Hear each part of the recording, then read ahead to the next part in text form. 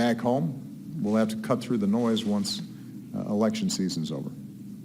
It's always a little noisy there. And in terms of Mr. Kaepernick, you know, I got to confess that I haven't been thinking about football while I've been over here, and I haven't been following this closely. But my understanding, at least, is that he's exercising his constitutional right to make a statement. I think there's a long history of sports figures doing so. I think there are a lot of ways you can do it.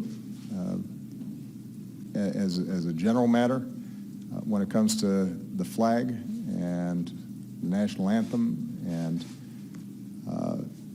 the meaning that that holds for our men and women in uniform and those who fought for us, that is a tough thing for them to get past, to then hear what his deeper concerns are. But I don't doubt his sincerity based on what I've heard. I think he cares about some real, legitimate issues that have to be talked about.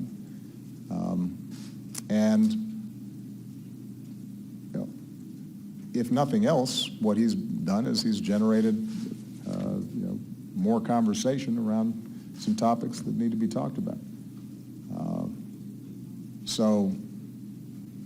Again, I haven't been paying close attention to it, but you've heard me talk about in the past the need for us to have an active citizenry. Sometimes that's messy and controversial, and it gets people angry and frustrated.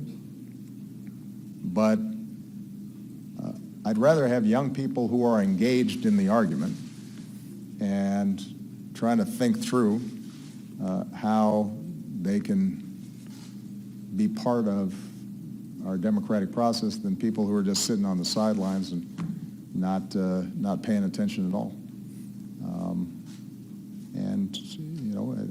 My suspicion is that over time he's going to refine how he's thinking about it, and maybe some of his critics will start seeing that he has a point around certain concerns about justice and equality, and that's how we move forward.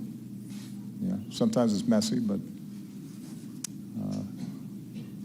it's the way democracy works.